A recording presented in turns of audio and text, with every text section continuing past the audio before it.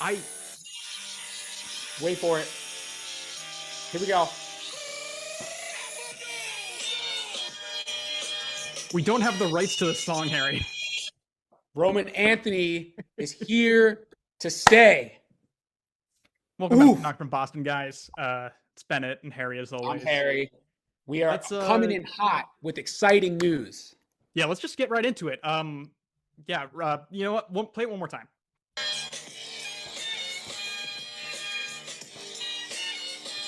All right, any My chance of this thumbs video up. getting monetized went down to 0.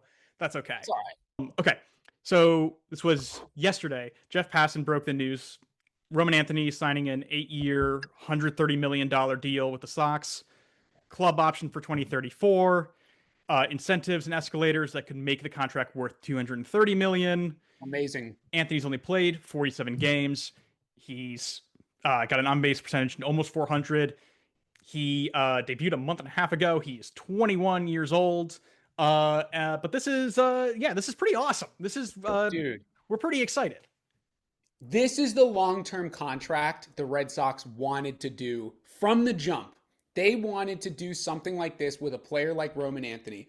This, as does the record post Devers being traded, has changed my opinion on that trade quite a bit, if I'm being honest. Because it seems like to me they were like, screw it, we got the money, we need to lock these guys up now. This guy has proven already, like, bro, he's not even 50% of the way toward his full major league potential.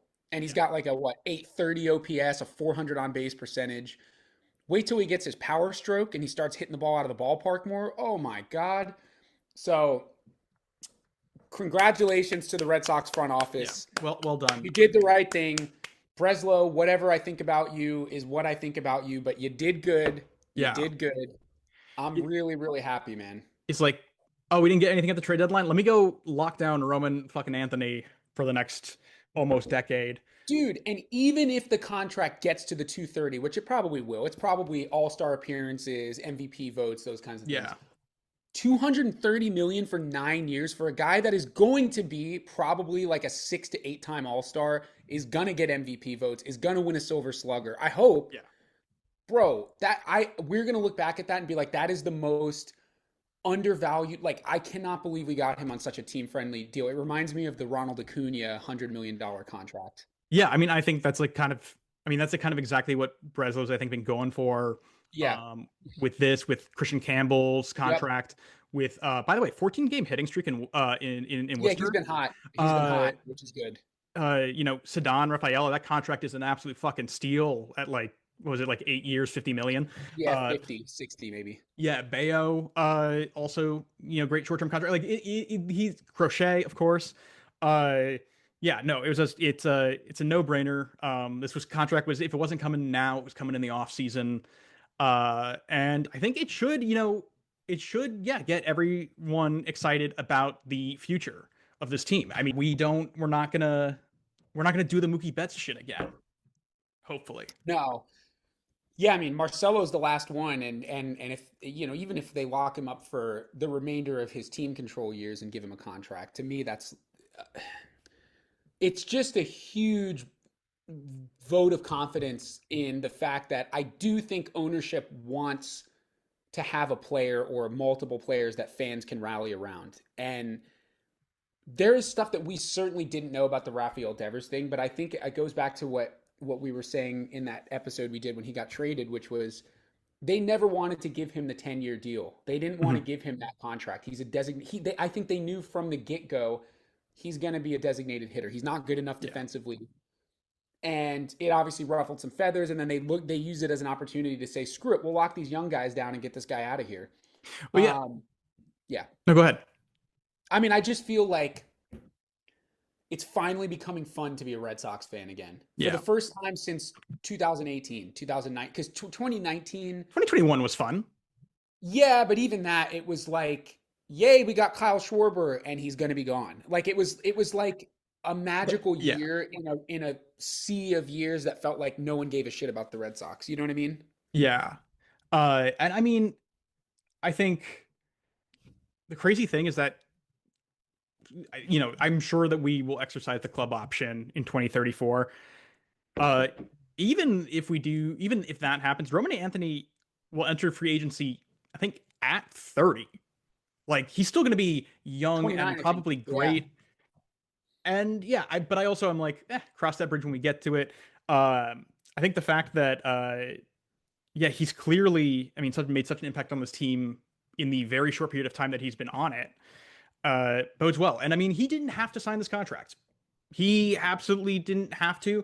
The Red Sox certainly didn't have to offer it to him. I mean, uh, if anything, they've cost themselves more money because Roman Anthony was going to be on league minimum for the next 2-3 years.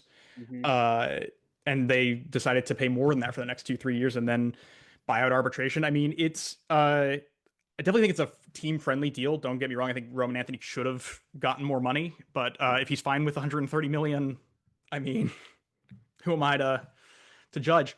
But not everyone loved this deal. I just want to like really quickly share with you, Harry, this clip that I saw uh, yesterday that made me want to gouge my eyes out. Oh no. All right, Jeff Passan tweeting out outfielder Roman Anthony and the Boston Red Sox are finalizing an 8-year, $130 million contract extension. The deal, which is pending a physical, includes a club option and will keep Anthony under team control for 20. Is it frozen? What's he done so far? Oh my God. What's he done? What's he done? Tell me what he's done. He's been the second best hitter on the team since There he we came out go. in the top 10 guy in terms of on base percentage. What has he done? Yeah, second best hitter on the team, Beal. No Devers. He's You're been not gonna cost us. Devers in the lineup since he got called up as a 21-year-old. He reminds me of Costas. I agree with Beetle. I'm kidding. I'm joking. Surprise. I'm not debating he hasn't been good. But is it 8 years, $130 million worth? No. Is it we've got to jump the gun and sign We the just guy? did this and you got burned. Two different situations. Completely. Roman Anthony is the And- guy. and- Anyone would sign this deal if you even had a chance at it. Would immediately be done. You did it was with a Bayo. miracle that You did it with Bayo with too. this guy. And so No. you know And why look they at Raphael you know and why Bayo they did extensions. They look great right now. why they did this deal? Because they're cheap. That part's true. That's why they did the deal. They didn't Pause do it. the deal Pause it. because I don't need to hear anymore. he was nearing free agency or was going into arbitration. And so it's about nothing other than the Red Sox want to operate like a small market team. Yep. Is he fucking kidding me? Dude, I know.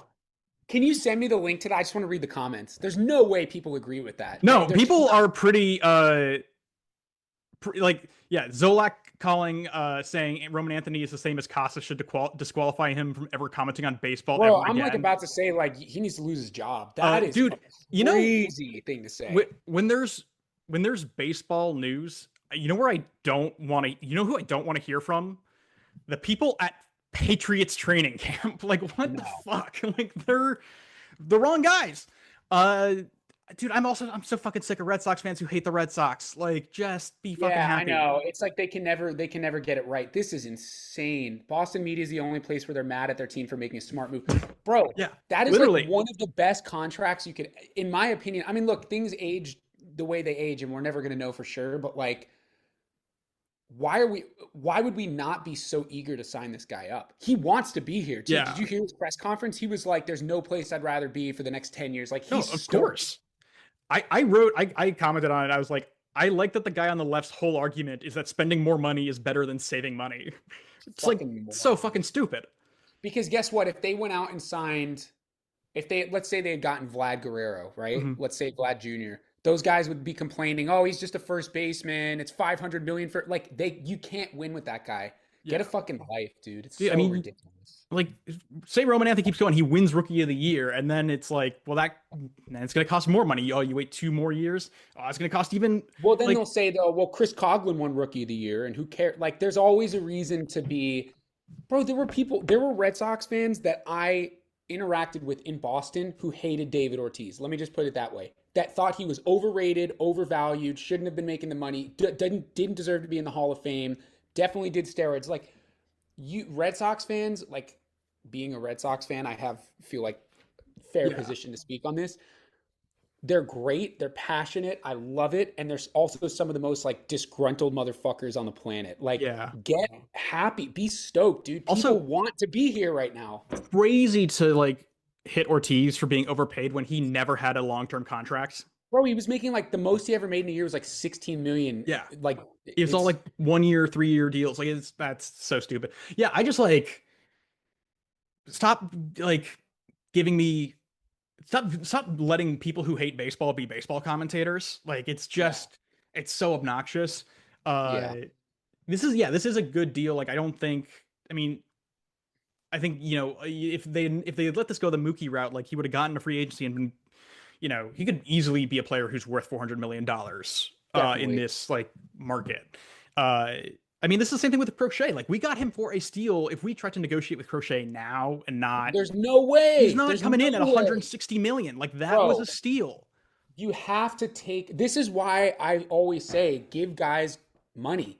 You have to take risks. One of the reasons why I can't speak. One of the reasons I've been annoyed at Breslow is because he's always like, let's like do the bargain barrel thing, and Bloom too. Let's find like a mid reliever and trade some prospects and get some prospects back. Sometimes you have to splash the cash and say, hey, dude, you're really good. I'm going to take a 10-year risk on you and hope you pan out. Hey, Garrett Crochet, we're going to give you an extension. You've had 2 really good seasons. We're going to hope that you become a Hall of Fame pitcher. We're going to give you a lot of money and give you a lot of years. Like, guess what that usually does? It usually builds a fucking World Series caliber team. I've never seen a World Series caliber team, a team that has won the World Series that doesn't have at least a couple guys locked up long term. Yeah. Honestly, I mean, we can give Craig Breslow a lot of shit. We can and we should.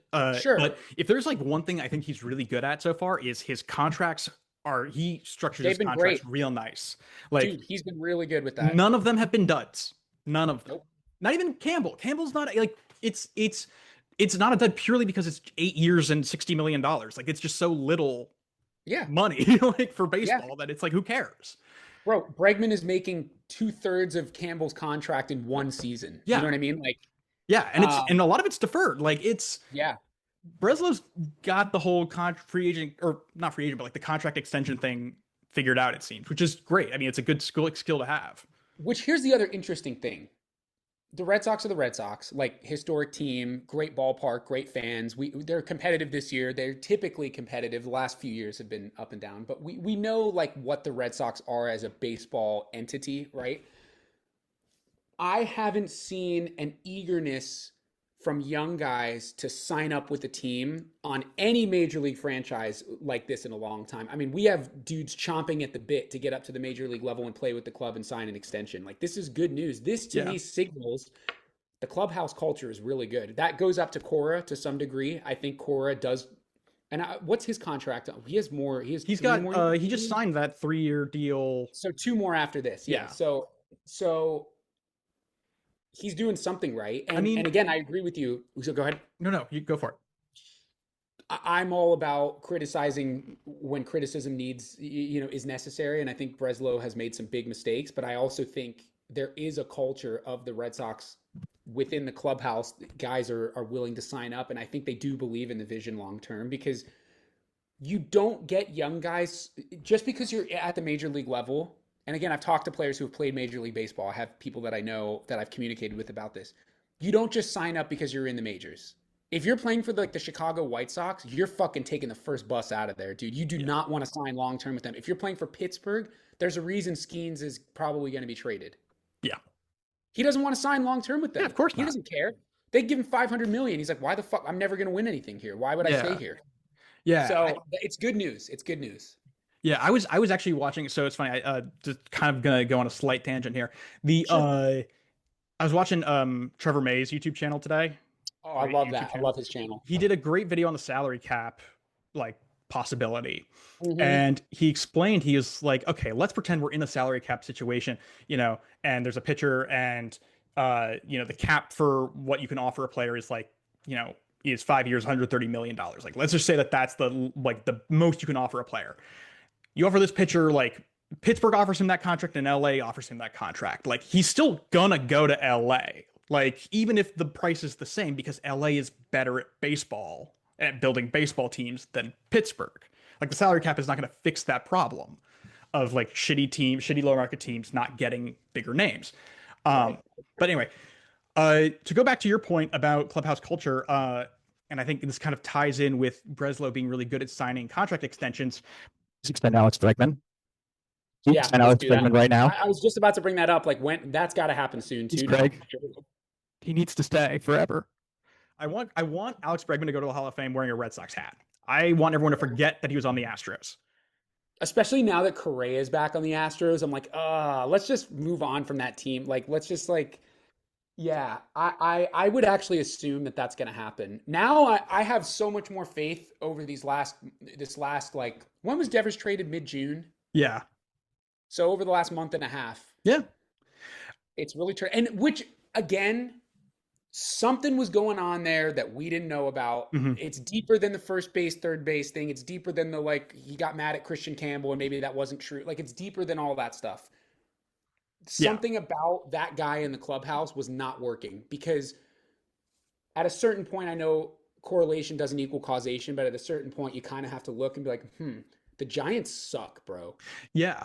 I mean, you have to, so I think this is perfect. Like, let's just like segue into the next thing, which is that the Red Sox, they lost Jet last night, and we're recording this on Thursday. They lost on Wednesday night.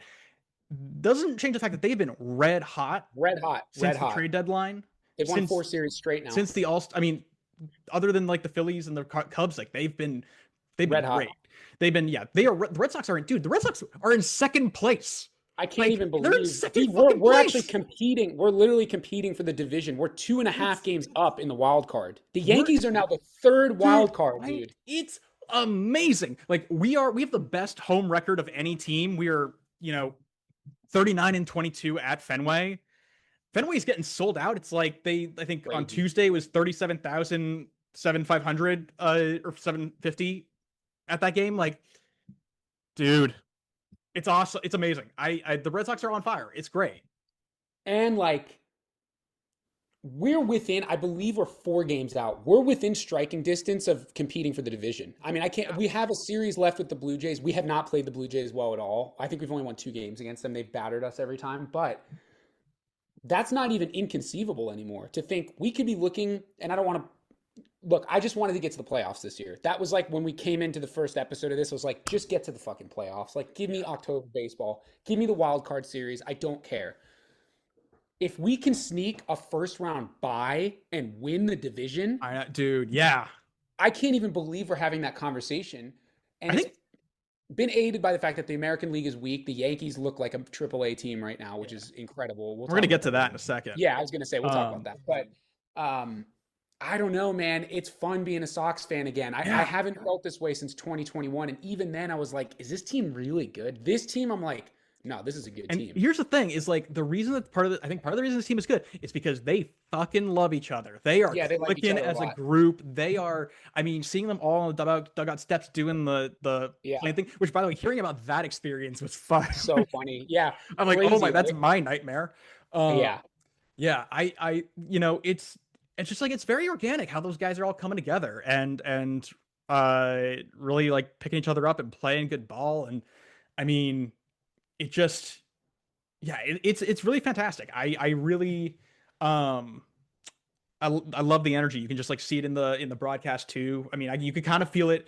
You could kind of feel it when I was there. I feel like it kind of like kicked up a notch in the following series, but like even still, like, I mean, the fact that we could sweep Houston, the fact that we were like so good against like Kansas City, with the exception of this last game. And like this last game, even though Dustin May, I think we were a little underwhelmed by his acquisition.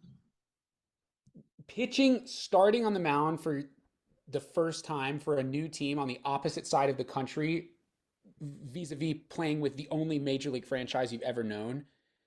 Whether or not you're an ace or you're kind of a bargain barrel guy, it's going to be hard. I wasn't looking at that start like, oh, he sucks. Like, I was just like, man, this got to be tough. Like, he just got traded like out of the blue. He probably wasn't expecting to get traded, Yeah.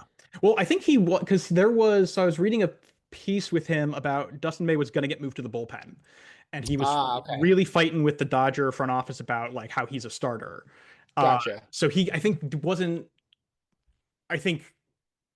the trade was for him, like, surprised him in that it was like, oh, they'd rather like I not be on the team than have me start games, which is that's a shitty feeling for sure. I mean, it's I think even yesterday's game, like, team is like, guys are hitting the ball real well. Dude, Romy Gonzalez, dog. Romy is so fantastic. Bro, he's pummeling the ball. Yeah. The dude, the Willier play in game 2. Oh, so nice. And it's just like So fucking nice. just fully turns Connor Wong around. Sick fucking play. I thought that was Narvaez. I was like, what a great tag by Narvaez, and the broadcast was like, what a great play by, like, what a great catch by Wong. And I'm like, Connor Wong would never. Yeah. Like, what are you talking about? Dude, Narvaez, we'll talk about him. He's been struggling quite a bit, but he's injured, I think, too now. I think I saw him. He was running to first yesterday. Yeah, and he definitely pulled something. I mean, dude's been playing every game. He's I think a little bit got no more gas in the tank. So I think he needs to rest. But yeah, I mean, it's we're still making some errors. Pitching up still not one yesterday. Yeah, pitching still not great. But like overall, like the vibes are good. We're hitting real well. It's like when we score runs, we win games. Like that seems to be the recipe for the Boston Red Sox. And we have 3 guys in the starting rotation that I basically am looking at win every week. Yeah. When I see Bayo, when I see Giolito, and obviously when I see Crochet on the mound, I'm not even considering a loss as a possibility. I'm like, this is a win. They're going to score like 1 or 2 runs through 6 innings, and we're going to score 5, and we'll win. Crochet seems to be doing this thing where he's like, I'm going to give up 2 runs, and then I'm going to lock the fuck in, and I'm going to not allow any more runs. I'm like, hey, that's fine.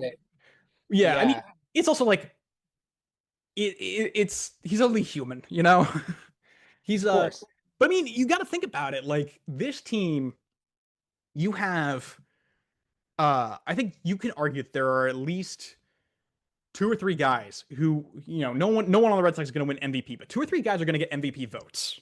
Yeah, definitely. You can Crochet very well could be the Cy Young winner.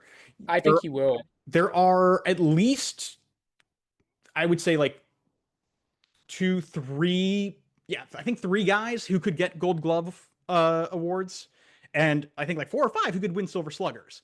Like, and Chapman of course can win reliever of the year.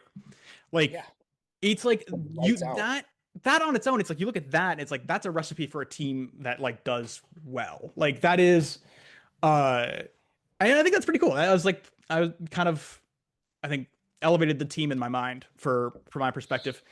I can't believe this. They're like since June 30th, the Sox are 16-3 at Fenway. Like which is so funny because the last few years, I know, 500 club, they've been terrible at home. Well, it's something Cora's been beating the drum about. I think, a lot this season, but really last season too. He was like, he's like, Fenway, like you guys got to make this like a scary place to play baseball. You got to bring the energy, fans. What are we doing having all these Dodger fans here? Like you gotta, really bring it, because this when this place comes alive, it's like the Sox are unstoppable, and that's what's happening. Yeah. And it's great. I mean, I love seeing Fenway full. It's so cool. It's also crazy to look at a lineup. I always, I watch on MLB TV, and I always watch with the box score open underneath the live box. It is crazy to see a team especially when Narvaez is playing compared to Wong, obviously. Which also, like, no diss at Connor Wong. He's having a bad year. Like, Narvaez is a better player, but like, I feel like I'm too hard on him. But anyway, with the live box, to see 9 players that all are hitting above 250 with a 700 plus OPS is a crazy feeling. It's like our worst hitter in the lineup the other day, 2 games ago, was Abraham Toro with a 737 OPS. Like, that's crazy. That's the worst hitter in the lineup. Yeah. Batting 8th. Like, that's a team's 5 hitter. You know what I mean? Like in other parts of the league. That's just crazy. Yeah. And that's why ultimately, like, I really like, I don't think about, how Rafi Devers isn't on this team. I don't think about it on a day-to-day thing. I don't miss him at all. Because like, he's clearly a guy who's like interested in himself more than in the jersey, like the team that he's on. And I mean, like, dude, that's clearly not like what this team needs and what it's looking for. So like, it seems like we're doing okay without him. And I think I didn't expect to like to move on so quickly from him, but I'm like, yeah, I guess like you weren't the right guy for this team. Just crazy. It's crazy to say that, but it's true. It's just weird that like that was like so undercover. You know what I mean? Yeah. Like I never thought of Devers as, and I don't want to keep talking about him. Honestly, I'm done with him now. I'm like, whatever. But I never thought of him as someone who wouldn't be a team player. But dude, I'm looking at his stats. He's got a 109 OPS plus, 225 batting average for San Francisco. He's a league average player for them. Yeah. Yeah, I That's mean, crazy. He has 5 homers for them. Like that's he's in a much less friendly ballpark hitter wise. There's that. yeah. But yeah, I think I am with you though. Like, yeah, we don't have to talk about Devers much more. Let's talk about the AL East because we could win that division. The Blue Things are Jays. happening. Blue Jays were great in July too. I mean, not as good as we were. They're a but great team. 18 They're and a great 8, 4 and 2 in August. The Yankees, on the other hand, 12 and 13 in July, 1 and 5 in August so far. Getting swept by Miami, who actually surprisingly is not that bad of a team. They're heating up. Like they're Bro, I like that Kyle Stowers guy a lot. Yeah. He's a stud, bro. He goes opposite field. He's sick. I don't even know, like, this isn't a Yankees podcast, and obviously I do watch all the highlights at the end of every day, and so I know what's going on. And if we finish before them, I'll watch the Yankee game too. well, so we're So Red Sox I'm podcast. Of course, we're gonna shit on the Yankees. Like what? Right. I'm aware of what's going on with the Yeah. Yankees. It is a weird thing when talking about a team or a franchise like the New York Yankees when you don't know what's contributing more, what's worse. Their fucking crap below average offensive stats over the last 5 weeks, or their AAA or even AA level defense that's costing them unearned runs left and right. I literally am like, this team, you know how there's like major league teams, like I think of the Kansas City Royals who won the 2015 World Series, which is also, they're the only caveat to the thing I said earlier, which is I've never seen a World Series team that doesn't have guys locked up long term. They're the only caveat. I think Perez is their only long term contract. But anyway, I used to hear this expression with them all the time on like, you know, Baseball Tonight and stuff. They can beat you a number of different ways. They can outpitch you. They can outrun you on the bases. They'll outhit you. They'll get singles. The Yankees can get beat in a number of different ways. Yeah. Yeah. They will give you runs in the field. They'll fucking bobble balls. They will walk the bases loaded and give up a grand slam. They'll strike out 15 times in a game. Like, what the hell? I don't even. What's happening with them? You got Devin Williams on the mound, your failed closer with a 5 ERA, walks 2 guys on, and then you've got like David Bednar warmed up, ready to go in the bullpen. And you're like, I'm gonna let Devin cook, and it's like Gives up a bomb. Yeah. I mean, obviously, like I think Aaron Boone is not the sharpest, tool in the shed. I've never thought he was particularly a good manager. But I think that like the Yankees, like this is like I think I buy into the narrative that's been going around lately that the Yankees organizationally are broken in that they do not teach their players how to play fundamental baseball, and they only care about like bat speed and exit velo and all, like hitting the ball hard, and not about like actually making good, like thoughtful baseball IQ decisions. I think part of it is just like they're like, well, we've won 27 World Series, like we can't be wrong. Like our number, like we know what we're talking about. I mean, literally listening to one of their beat reporters talk about how the Yankees just like straight up deny the stats, the data from what other scouts are saying, and they say, well, our internal numbers tell us that actually this person's great. It's like, okay, like sure, but you could say that your numbers say that Anthony Volpe is a good shortstop, but at the end of the day, like we all have eyes and we have ears, and Anthony Volpe is not a good shortstop. Like, bro, what the hell? That guy's like in danger of not being a Yankee anymore. I mean, I don't really know. I think a lot of it is a Boone problem. And again, obviously we're Red Sox fans. I don't watch like every inning of every game. I see the highlights, and the highlights make Boone look like a clown because they run the bases so poorly. That thing with Jazz getting picked off at first on a pop-up, like, dude, I love Jazz's like trash talk and stuff. I think it's really funny, but I'm like, dude, if you're gonna talk trash, you have to not do. You better not get picked off at first like a dumbass, dude. Pop fly to second, like, come on. I've literally been watching and playing baseball for over 20 years. I don't think I've ever seen that aside from like Arlington Little League 2008. You know what I mean? Maybe. Yeah. What the hell was that? And then, if I'm being honest too, like they didn't bench him after that. Bro, I'm benching your ass. They should have, yeah. I'm benching your ass. He's like, the quote from Boone was he was trying to make a play. What play are you trying to make? What are you trying to do? Fucking tag up on a pop fly? Like, what are you doing? Yeah. Is he still You're going out. on? Is he still going on John Boy for talking Yanks? I can check right now. I haven't It's been like keeping up. I'd be real curious. I feel like they're John Boys. I think like they're losing their shit. Yeah, rightfully so, dude. I mean, If Cora would, bro, if like who's like a comparable player, like if like Willier Abreu made that play, Mhm. if he is not paying attention and there's a pop up to second or shortstop and he gets doubled off at first, I do not want to see him in the lineup the next day. And he's my favorite player in the team. I don't want to see him in the lineup the next day. You do not deserve to play the next game. You don't need to be benched for a month for one game. Sit your ass down. You don't get to do that because there's countless other guys in all levels of the minor leagues that are fucking chomping at the bit to get up to the major league level. And they see that and he doesn't get benched. They're like, well, I have no shot now. So what's the fucking point of even trying? John Boy, it does not look like he's done it the last. Yeah, he's still on here. Oh yeah. I mean, the Yankees like they barely won on Wednesday, and like if they lost that game, they would have been out of the playoff picture. And they're in danger of not being in the playoffs. They are in serious danger of not being in the playoffs. It's I think it's really something. I mean, obviously I think it makes it all the more important that we continue to capitalize on the situation. If they continue to spiral, that we continue to pick up games and create more distance between us and them, and potentially even take the division from the Blue Jays. Dude, I mean, yeah, and also sorry to I finish I want you to finish your point in a second, but we've gotten through like the hardest part of our schedule.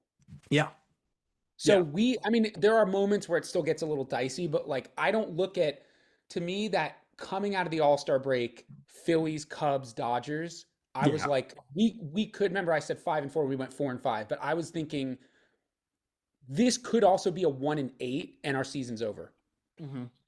This could be an 0-9. We could get swept out of here. And we held on and we white knuckled it a little bit and we won the series at home that we needed to win. And now we have 2 more series with Baltimore, right? We have a tough series with Houston. Is it this weekend? We have we'll get to the schedule in a bit, but yeah. But it's gonna be, to me, there's like we Houston have an easier schedule. Yeah. We have games that are very winnable and series that are very winnable. We just need to play 520 baseball, and we're in. That's it. So I don't know what's going on with the Yankees. I don't know. The Tampa Bay Rays totally fell apart. The wheels fell off.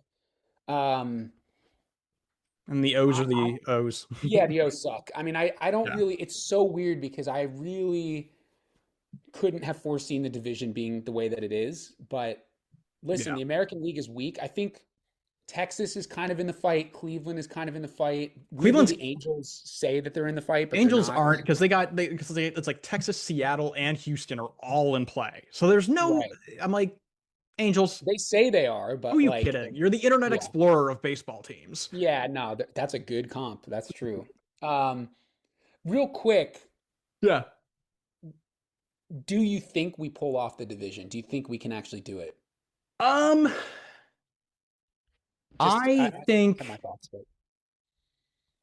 think it's going to come down to the last few.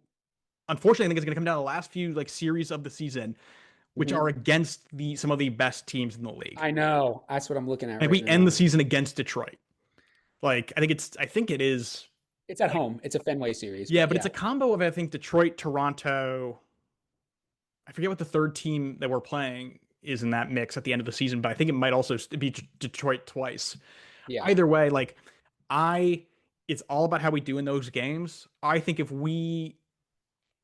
I think we can get within half a game or a game, within the close to the division up to those last couple of series. And then it's all about like, if we like win through those series, we'll win the division.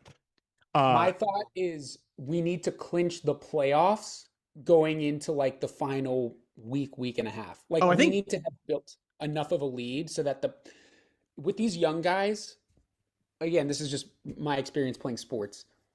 If you're clinched for the playoffs, if you're in, the monkey is off your back, the weight is off your shoulder. You're like, all right, I can play a little loose here. I don't need to like come through every single time and be like.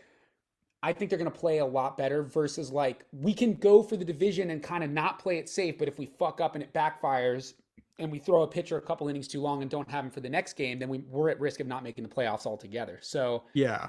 I think it's contingent on that. I think that's where like Bregman becomes a good presence in the clubhouse again Totally. because like he's had World that Series playoff experience.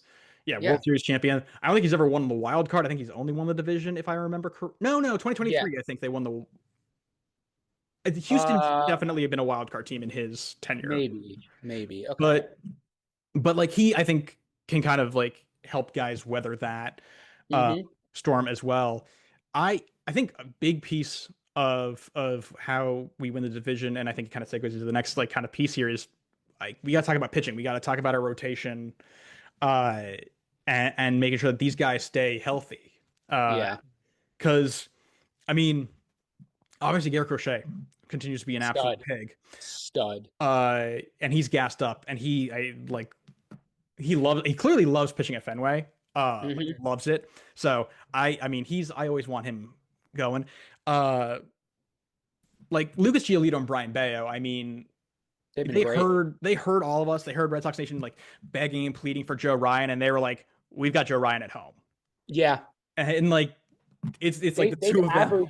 They've averaged better. Both of them have averaged, I think I was reading since the beginning of May, like better than a quality start. It's like, 2.3 earned runs over 6 innings a game. Yeah. Like you're guaranteed to get 6 innings and less than 3 runs out of those guys. Yeah. I mean, I'm really happy to like see Giolito be on this run because it was obviously he had such a journey between 2023 and here.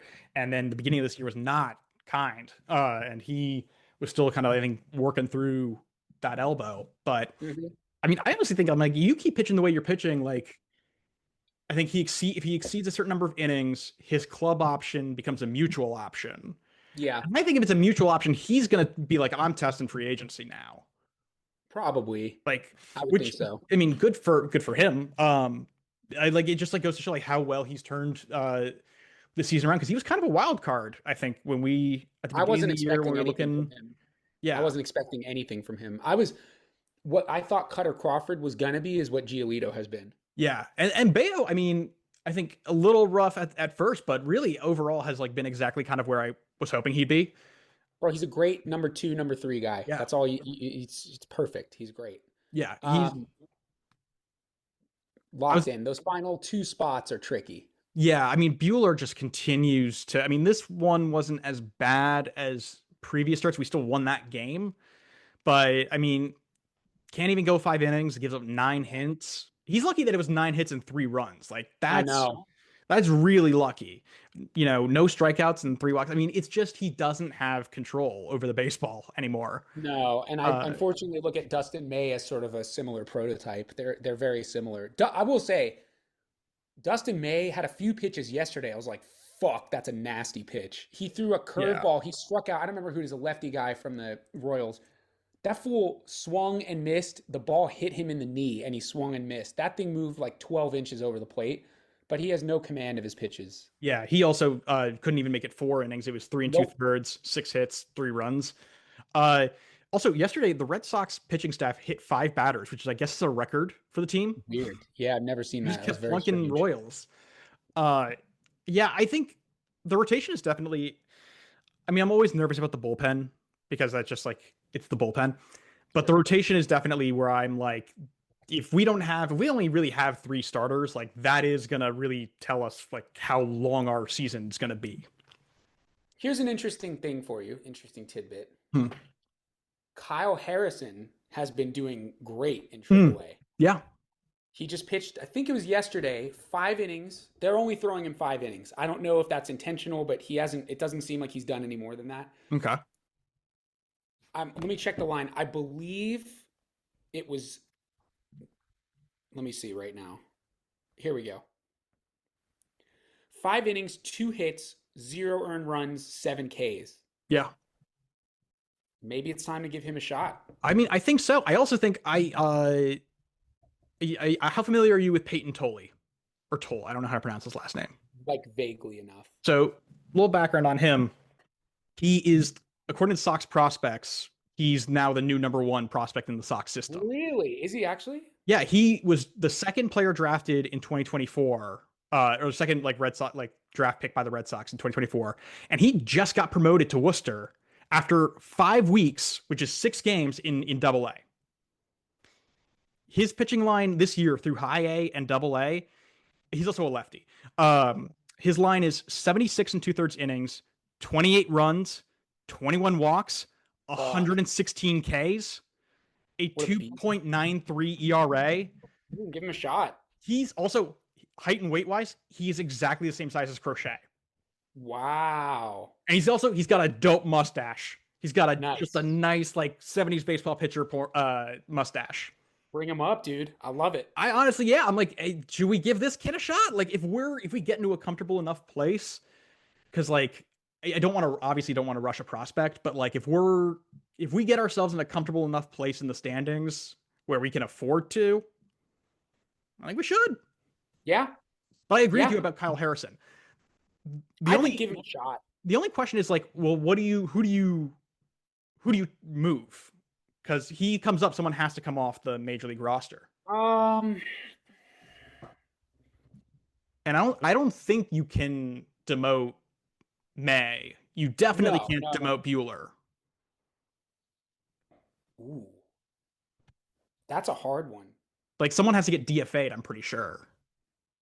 Did they just send, is Bernie they just sent down? They just sent Bernie down. They also just DFA'd Alcala. Yeah, I was a little surprised about that. He was actually pretty good for us. I know, but then he kind of lost it in the, I think, in the last like 2 weeks or so. Ooh. Yeah, I don't know, dude. It's they're putting a lot of eggs in these former Dodgers baskets, and you're right. They're not going to demote or DFA those guys. I mean, we could demote Isaiah Campbell, who we just brought up to replace Alcala. Maybe that too. I don't know. I mean, you know who else had a good appearance was Cooper Criswell. I was about to say Cooper Criswell was great. He could come up and do eat some innings, but yeah. Again, like this is a hard thing about running a baseball team, and this is where Cora and Breslow might be on different pages here. Breslow is probably like, hey, I'm paying Walker Buehler $20 million and we haven't cut him, so you need to make it work. Yeah. I just gave up the guy we got for Devers for Dustin May. You need to make it work. Yeah. My opinion is put a fucking winning team, like the best team needs to be playing. Right. So if those guys are sucking and does Dustin May have options? He probably does because he's not very old. He might need to go down. So I mean that's a good point. I kind of wonder if like the Red Sox are just. I've heard this theory, and I don't think it's totally off base. Where like the Red Sox are just like kind of bought into like Walker Buehler turns it on when he's in the postseason, so we just need to get him to October. Is that really like? And then he'll start being good, and I'm like, I don't know. He's pretty bad. Bro, he's a 5.7 ERA. Like, yeah, I mean, that's like you're not playing in the major leagues on any other team. Like that's not good. Yeah. All right, here. I'm looking at the payroll for this team. I'm looking for May, right? Yeah, he must surely have an option left. Why am I not finding him?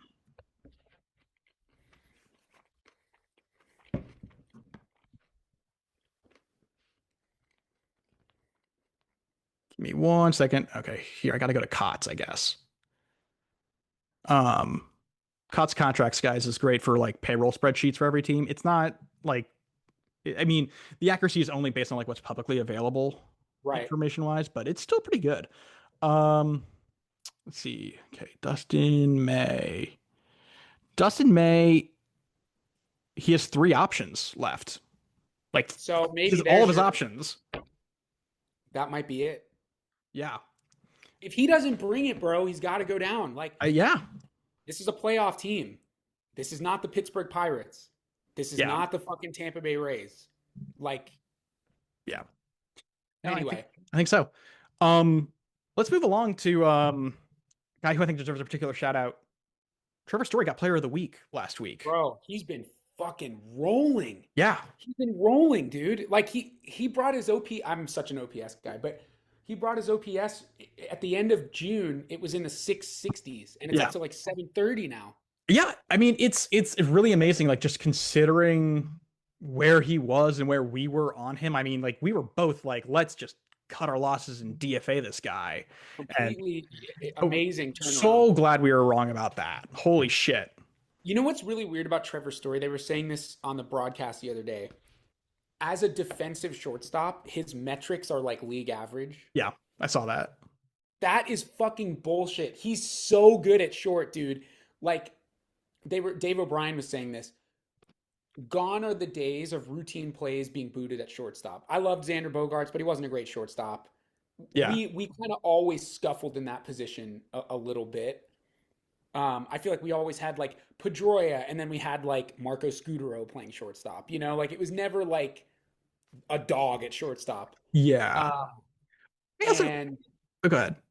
I just feel like that defensive metrics already I'm kind of iffy on in baseball. I was about to say, yeah, they don't make a lot of sense to me. Like offensive metrics, I'm like, sure, you can measure like how hard you hit the bat off the ball, but like defensively, it's like you either got the out or you didn't, and like you committed an error or you didn't. Yeah, I don't really.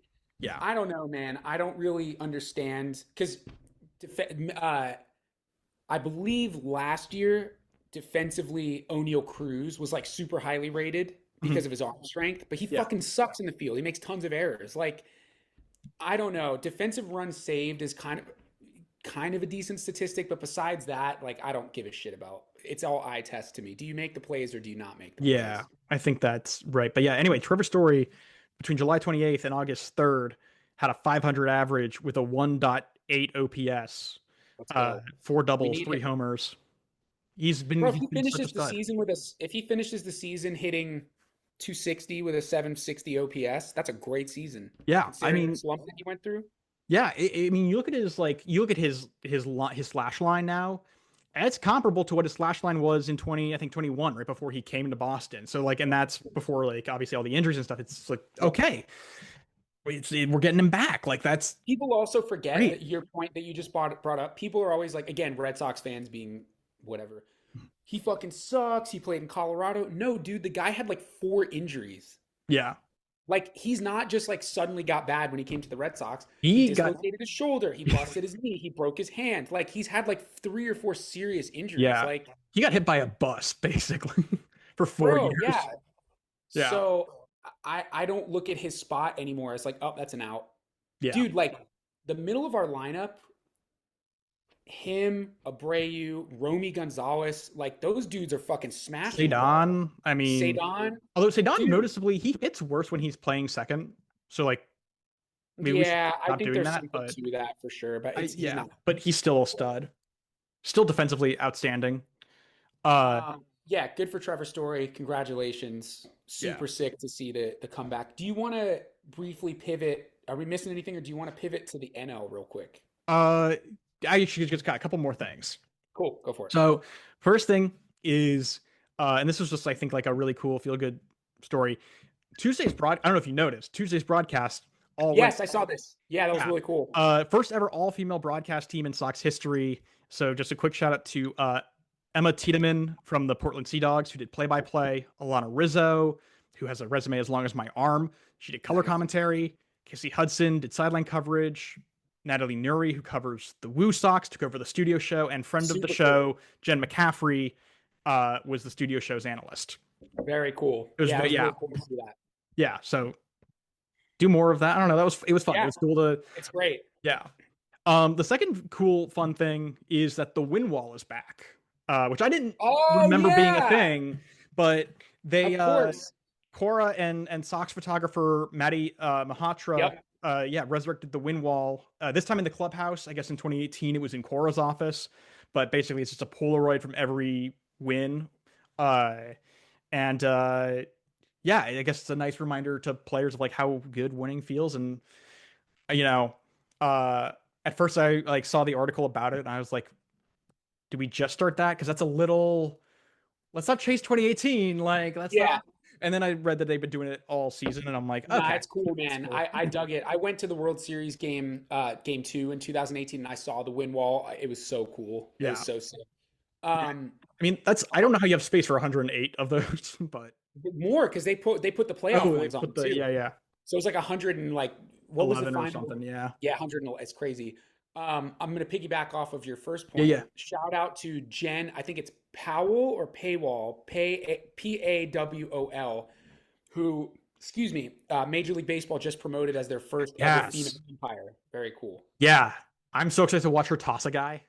Yeah, I know. He's Oh so my God, fucking awesome. imagine like the toxic masculine behavior when Mm. someone gets thrown out. But it's really Yeah. cool. It's good to see baseball needs to do a better job of diversifying in all fields. Like Yeah. it's really good to see women get involved in the game. Because there's no, I mean, there might be a pro softball league, but there, There that is typically that has like been- MLB's like pouring money in. Apparently, Kim Ng is the former Marlins GM. She's Yeah. the commissioner of this. Oh, softball great. league. Yeah, no, it is great. They just need to do more to Yeah, publicize I'd love to this see stuff. women involved in diamond sports more, Yeah, because dude, college softball is fucking sick. I love Yeah. college softball. It's so great. So anyway, really, really cool.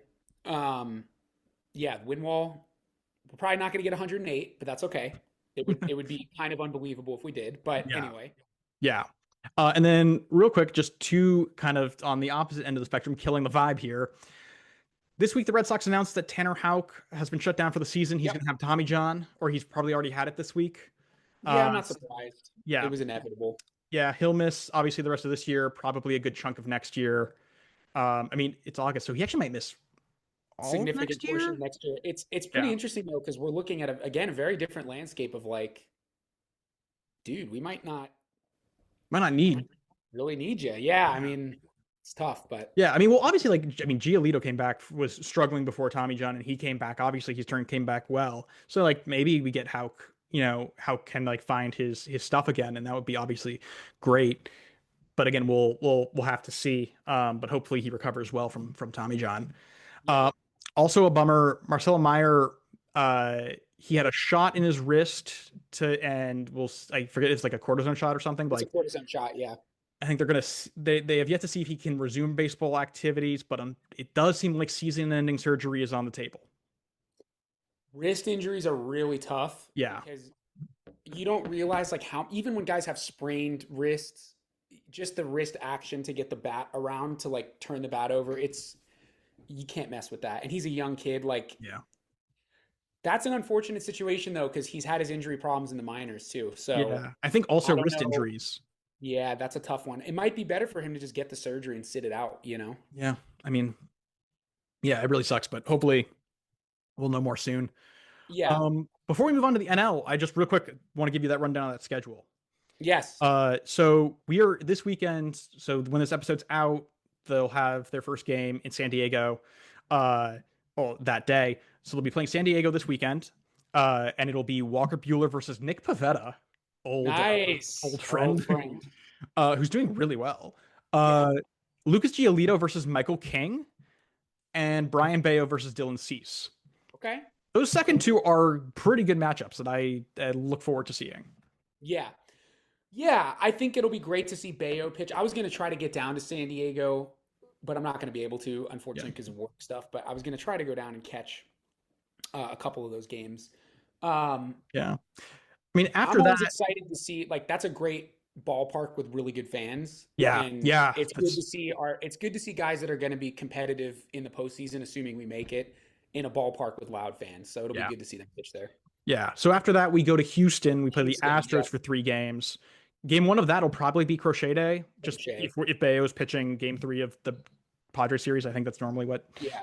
happens. So we'll do those 3 and then come back to Miami or come back to Fenway to play Miami for 3 games. Yeah. Yeah. Yeah. So it's an interesting because 2 months ago we'd look at that and say, okay, we got to get through 2 kind of tough series, and then we got to play, and then we get to play Miami. Miami's not a rollover anymore, dude. Miami's not a rollover, but we did just bulldoze Houston. So it's like That's true. That is true. You know, And I like having Crochet in Houston Yeah. starting that series. That's great to have him. Yeah. That's the toughest of the 3 series, I think. So I think there's definitely been a lot of like in the last few years where it's like, this game is this series is competitive. and like if we're lucky, we'll win some of it. I think now it's like this series is like these teams are competitive, but we can win these games. Like it's like much more confident. Like, oh, we can. Like we're not, we're not necessarily the underdog anymore. Like we can contend with all of these teams. Yeah. So I think that that's like a nice change of pace, and like I feel like, I feel like we can do well against I feel like we can do well against all these teams, honestly. Dude, I don't look at any team and think they're unbeatable anymore. Weirdly, I feel like the Orioles are like the team that I'm worried about. Yeah, because that's like, wouldn't that be so classic? Like we win a Classic bunch of us. series against tough teams, and we go get swept by Baltimore. But let's get there when we get there. Well, also, I think there's conspiracy time. I think MLB is fucking us with the schedule every year, because this year we have after Miami we have 2 games at home with Baltimore, and then we have 4 against the Yankees, and then we have 4 against up against the Orioles in Baltimore. 0 days off. We've had a couple weird. What the weeks fuck like is that? Yeah, we've had a couple weird weeks like that. I mean, we started the year with like 40 days straight with no days off. Remember that? That was bizarre. And it was exhausting. And like, bro, that is so brutal. Like just playing men's league baseball, we practice a few times a week, and I'm like, holy shit! Like I can't imagine playing a full ass game every day. Yeah, I mean, crazy. Good for them. Thank them. All right. You want to get into NL? Yeah, let's go quick with the NL. I feel like I'm looking at the Milwaukee Brewers in a way that I didn't look at them previously. They score a ton of runs. They're looking really good. Hit the ball well. They scored I think they set a record that hasn't been. It's the first time since the 1990s that 30 or more runs has been scored in a single 3-game series. They scored 36. Oh wow. I'm starting to. I did predict the Cubs to get to the World Series, and I'll stand behind that. But I'm looking at Milwaukee as like, whoa. Yeah. I would not want to run into them right now. They're a buzzsaw. Milwaukee's hot. I think they just put Jacob Mizorowski on the IL, unfortunately. He's on the IL, yeah. He's on the IL. But yeah, they're playing real good ball. When it comes to the Dodgers, man. They're iffy. They're only 2 games up on the Padres. I still think they'll hold on to the division. Let me ask you this. Well, actually, I don't know who the Dodgers are playing this weekend. Sure. Dude, the Dodgers are playing Toronto. Wait, that's actually fucking holy shit. That's huge because we're playing the okay. Huh. That is us and the Dodgers have a good relationship, dude. That's all I'm saying. Yeah. We could really help each other out this weekend. Yeah, I need the Dodgers to like I'll call up Melissa and be like, "Hey, can you get the Dodgers to sweep the Blue Jays? We'll take care of the Padres." The Dodgers to me are just banged up. They are banged up. They're banged up. They're injured. Yeah. They don't look Dodgery, they're I don't love Michael Conforto. I think that was a lot of money for a guy that's not producing. Mookie is like in an all-time, like I literally saw his quote the other day. He was like, I'm just leaving it up to God at this point. Unfortunately, I heard his stepfather passed away, which sucks. And I think that really has been impacting him mentally. They don't look like the Dodgers from last year. Yeah. Minus Shohei still looks like Shohei. Although Shohei's not, he's not anywhere near 50-50. He's got 40 homers, but yeah, let me see what his stolen base. No, dude, he's only got 5 more stolen bases than Carl Schwarber. I'm not even kidding. Oh, does he really? I think he probably did that last year as like, let's just see if I can steal a bunch of bases. Yeah, he's like I'm not pitching. So yeah, that's right. He's pitching. Yeah, he has 16 stolen bags, but he's got 39 homers, 75 RBIs. He's leading the National League in OPS, slugging. Bro, he's gonna win MVP. Run scored. He is all while leading the majors in plate appearances. So he's playing every day and putting up video game numbers. Yeah, him and Judge are just like too good. Yeah, they're crazy. So I don't know. My opinion from last week on the NL hasn't changed too much. Just I would not want to run into Milwaukee right now, even without Mizorowski. Yeah, they're fucking scoring runs at a torrid pace. Also, my coach from my men's league team told me this, and I haven't fact checked it. Did you know that they're the only team in the majors that every one of their infielders is under 6 feet tall? Interesting. I guess. Excuse me. Bless you. Because I Reese think Hoskins is first base and he's like 5'11". I was gonna say, I guess like other than first and short, like Third base, you could be big at third base. yeah, I guess second is like the one where it's like always a smaller guy. Yeah. But Um, I just thought that was interesting. My coach said that, have not fact checked it. This says yeah. Reese Hoskins is 6'4", so I don't know what he was talking about. Well, But I mean, as we know, men lie the about internet, their heights. also the internet just is wrong often. Yeah. But anyway, so I just thought that was interesting. Yeah. Philadelphia is a fun team, man. I really like the Phillies. If the Red Sox weren't in it, I would love to cheer for the Phillies. Mhm. I really don't like the Mets. I don't know why. I just don't like them. I don't particularly think Lindor is as good as everybody says he is. I don't really like Pete Alonso. He just seems like a dick to me. I like for no reason other than just like he seems like one of those guys that's like if you're trying to have fun and goof around in the dugout, it's like shut the fuck up, put your hat on straight. Like he seems like that guy. Yeah. Maybe I'm wrong. I hope I'm wrong, but I don't really know. Nothing has changed in my mind except I think the Dodgers will barely hold on to the division, and I do think Cubs and Milwaukee. It's like, Yeah. Yeah. what do you think? Who do you think is going to be the best team record wise in the NL? I mean, record wise, I really like I I feel unqualified to answer, but I mean I feel like Philly is a team that always gets really hot at the end of the year, and I also I guess kind of fuck with their vibe. So, but I do think Milwaukee like it's been a really recent hot streak for them. Like if they can get carried away a little bit more, and Yeah, it might be them. I do think I still think the Dodgers can win their division. I just think it's gonna be I do really, too. really, Yeah. really close. Uh, I'm surprised to see the Giants already like fully just out. Bye bye. See ya. That's yeah, just a shame for them, I guess. They don't really have anybody though. That's the thing that was amazing. I mean, now they have Devers, but Yeah. like, what's his name? Lee. Like, he's solid, but Yeah. like they were treating him like he's fucking Ichiro. Like he's not Ichiro. Like people were literally like, oh, what's his first name? June. John. his name? Oh, I forget. Jinhoo Lee, right? That's his name. Giants center fielder. So I don't butcher that. Jung Hoo Lee. Jung-Hoo Lee.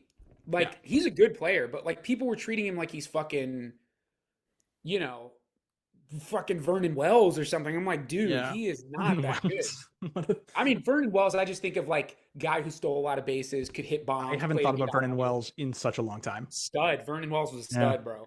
Uh, But like, he's not that guy, you know? Yeah. So Verlander's not good anymore. I was never particularly impressed by them. Yeah, my predictions haven't changed, but I do think the Dodgers will hold on to their division. Yeah. That's pretty much all I got for that. I think that's right. Do you want to do Rose and Thorn? Yeah, my rose goes to Junior Caminero because he apparently set a goal for himself. I believe this is his first year, and he set a goal for himself to hit 30 home runs this year, and he hit it this week. Mhm. So congratulations. Super cool to see Nice. Good for him. that. It's not his first year. This is his third year, but technically I think this would be qualified as his rookie year. Wait, this is on the junior on the Rays? On the Rays, yeah, the guy was in the home run derby. So he Yeah. apparently made a big deal about like I want to hit 30 home runs, and he just hit it. So that's really cool to see. Congratulations. I always come in with like 3 thorns, and I can't pick one. You go ahead, and I'll think of it. I mean, Have I always have a hard time with the roses. The thorn is very easy. It's one I've had in the past. It's your Colorado Rockies, guys. Brutal. Officially a losing team. They have 84 losses. Yep. Crazy. We are in August, and they have 84 losses. Yeah, just that sucks. Denver doesn't deserve that. Mm-hmm. Great sports town. Great sports town. Yeah, Oh, I got shit mine. team. I got my thorn if you want to think for yours. Go for you. So we talked about this either last week or the week before. One of us, I don't remember which one of us gave the thorn for this, but I'm going to add to it. Mhm. My thorn is to Major League Baseball Mhm. because the 2 pitchers from Cleveland who are being investigated and are certainly, I mean, it would be almost impossible if they weren't guilty to some degree of Yeah. betting on pitches. It's Emmanuel Clase Excuse me. And who's the other I pitcher? think 'Cause Joey this is- Ortiz, right? yeah. Let me look that up for sure. But what I found out recently is he came from Pittsburgh. Luis Ortiz, that's what it is. All So right, Luis Ortiz came from Pittsburgh last year. The Guardians traded probably a decent prospect package for him. Apparently, Major League Baseball for like a year and a half has been investigating this guy behind the scenes and didn't say anything and allowed the trade to go through. That's fucked. Dude, if I'm Cleveland, I am so pissed. I'm filing a grievance with Major League Baseball. Like, dude, we traded for a guy that you knew was gambling and like you didn't finish your investigation, so you let it like I would be fucking pissed.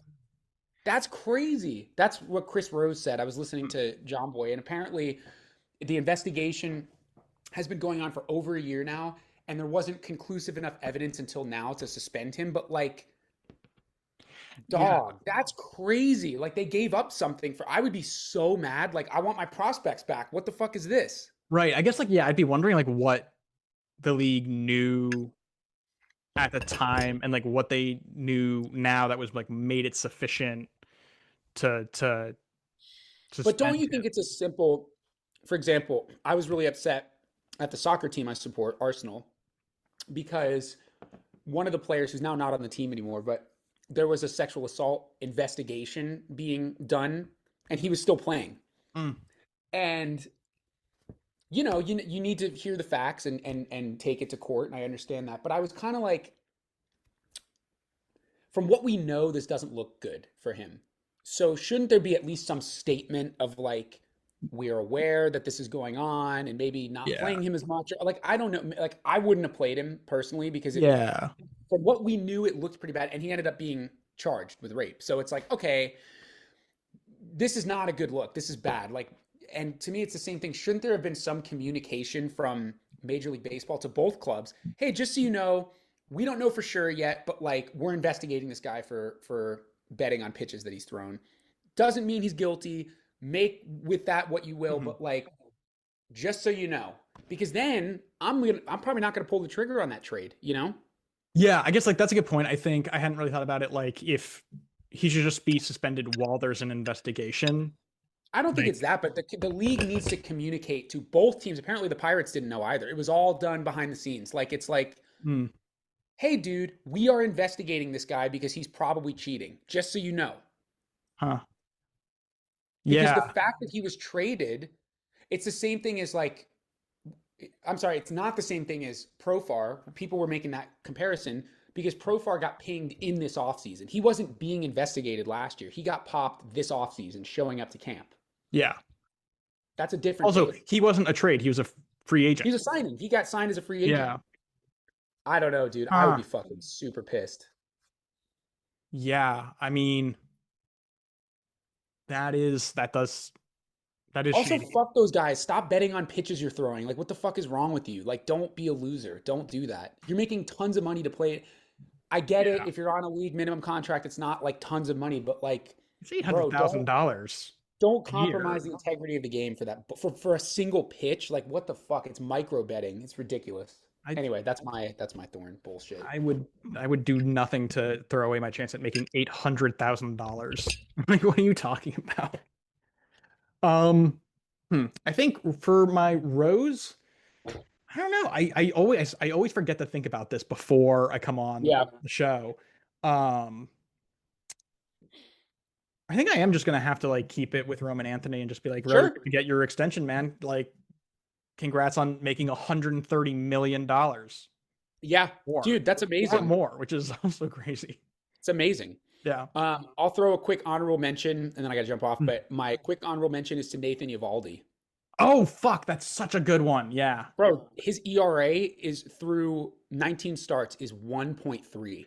Dude, it was cool that they gave him that. I think you mentioned this last week, right? Like they gave him his bonus for the All-Star. Yeah, they gave him the All-Star bonus, even though he didn't make the team, which that's a whole other thing. But the All-Star voting, but he's great. Very cool. Yeah. Well, big week again. Let's do it up. Let's win more games. Yeah. As always, check us out everywhere. Like and subscribe at all the places. There should be a graphic at the bottom that shows you where and what we're called, and we'll